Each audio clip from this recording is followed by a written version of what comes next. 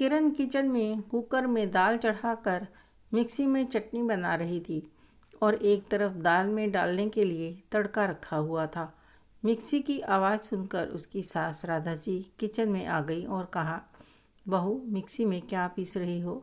जी पुदीने की चटनी पीस रही हूँ, दाल के साथ अच्छी लगती है, इसीलिए मैंने सोचा कि चटनी बना लेती हूँ, पापा जी को भी पसंद है। वह सब तो ठीक है, लेकिन शायद तुम्हें पता नहीं है कि मिक्सी में धनिया पुदीने के पत्ते कट जाते हैं, मुलायम चटनी नहीं बनती।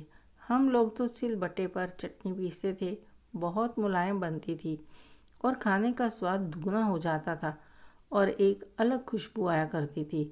और आजकल की बहुओं को देखो, बस घर घर से बटन दबाया और काम खत्म हो गया। राधा जी बोलकर किचन से बाहर निकल गई और किरण चुपचाप अपने काम में लगी रही और मन में सोचने लगी कि ये टोका टाकी करेंगी तो मैं काम नहीं कर सकती। लेकिन सास का लिहाज करते हुए वह कुछ नहीं बोली।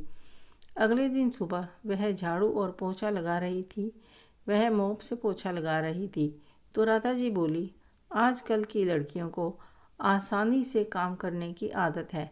हमारे ज़माने में बैठकर पोछा लगाते थे, शरीर भी फिट रहता था और घर भी अच्छी तरह से साफ होता था और पसीना आने से मोटापा भी नहीं आता था। इतना बोलकर वह फिर से अपने कमरे में चली गई और फिर से किरण कुढ़ने लगी कि एक तो घर के सारे काम करो, उस पर हर समय टोका टाकी, आखिर कब तक चुप रह पाऊंगी। 6 महीने पहले ही किरण की शादी दीपक के साथ हुई थी। घर में सास राधा जी, ससुर गोपाल जी और एक देवर था जिसका नाम हनी था। परिवार के लोग बहुत अच्छे थे और किरण ने घर के हर काम की जिम्मेदारी खुद पर ले ली थी। वैसे तो राधा जी भी किरण के साथ मिलकर काम किया करती थी, पर उनकी हर बात में टोकने की बहुत बुरी आदत थी। किरण परिवार के हर सदस्य की पसंद नापसंद को जानने की कोशिश करती और अपने आप को घर में पूरी तरह से एडजस्ट करने की पूरी कोशिश कर रही थी। वैसे तो सब ठीक था, लेकिन यह बेवजह ही टोकने वाली आदत किरण को अंदर से गुस्सा दिला दिया करती थी। लेकिन बड़ों का लिहाज चुप रहने को मजबूर कर देता था कि कहीं कोई उसके माँ बाप को कुछ बोल ना दे। एक दिन सारे काम निपटाने के बाद वह कपड़े धोने लगी तो वॉशिंग मशीन का हूटर सुनकर राधा जी झट से किरण के पास पहुंच गई और कहने लगी, बहू आजकल कितना आराम हो गया है ना तुम लड़कियों को, बटन दबाया और सारे काम हो जाते हैं। हमारे समय में तो कपड़े धोने का काम किसी जंग से कम नहीं होता था। हाथ से कपड़े धोने पड़ते थे, पूरा दिन लग जाता था, 1 मिनट का भी आराम नहीं होता था। अब तो हद ही हो गई थी।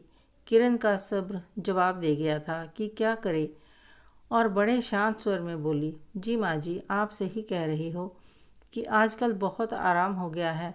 आपके ज़माने में कितने काम होते थे।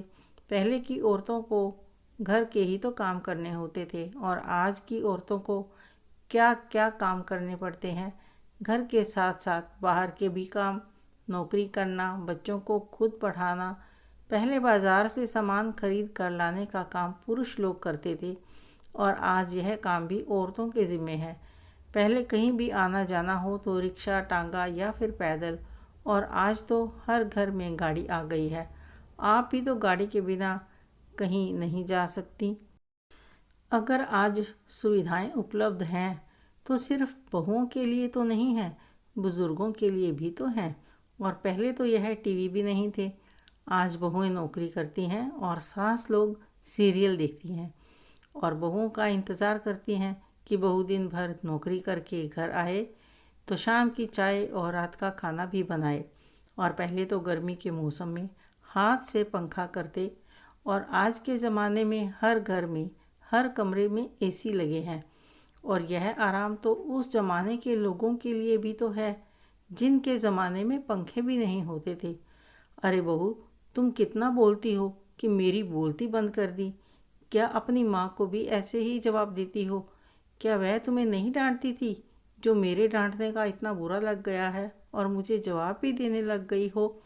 सॉरी माँ जी, मेरा इरादा आपको जवाब देने का तो कभी नहीं था। लेकिन टोक टोक कर आपने ही मुझे जवाब देने पर मजबूर किया है। आप कहते हो ना कि क्या मेरी माँ ने मुझे नहीं डांटा। बिना डांट खाए, बिना मार खाए कोई भी बच्चा बड़ा नहीं होता। और मैंने भी अपनी माँ से डांट खाई है, मार भी खाई है, लेकिन माँ ने कभी ताने नहीं दिए कि उनके ज़माने में और हमारे ज़माने में क्या फ़र्क है। लेकिन पिछले 6 महीने से कितने ताने सुनती आ रही हूँ, जैसे मैं माँ बाप के घर में बिना सुविधाओं के रह रही थी और मुझे यहीं पर आकर सुख सुविधाएं मिली हों। रही बात डांटने की और मारने की, तो अगर मैं कोई गलती करूं तो आप मुझे डांट सकती हैं, समझा सकती हैं, आपका अधिकार है। मुझे आपके डांटने पर बिल्कुल भी बुरा नहीं लगेगा। लेकिन हमारे तुम्हारे ज़माने में जो फ़र्क है उसमें तो मेरी कोई गलती नहीं है। तो यह ज़माने के फ़र्क को लेकर मुझे ताने देना और बात बात पर टोका टाकी करना मुझे बिल्कुल पसंद नहीं है, और बिना वजह का डांटना भी मुझे पसंद नहीं है। और जो सुविधाएं यहाँ पर आकर मुझे मिली हैं वह मेरे आने पर नहीं आई, और ना मैं दहेज में लेकर आई हूँ। ये सब तो यहाँ पहले से ही मौजूद थी। आप भी तो इनका इस्तेमाल किया करते थे माँ जी। मैं उन लड़कियों में से तो बिल्कुल नहीं हूँ कि चुपचाप सब कुछ सुनकर अपने अंदर ही अंदर घुटती रहूँगी। आप हों या मेरी माँ, गलत को गलत तो ज़रूर कहूँगी। राधा जी को इतना समझ में आ गया कि बहू बेवजह सुनने वालों में से नहीं है, इसलिए उन्होंने किरण को हमारे तुम्हारे ज़माने का फ़र्क बताना छोड़ दिया था।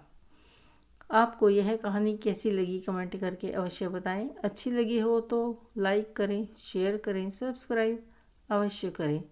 धन्यवाद।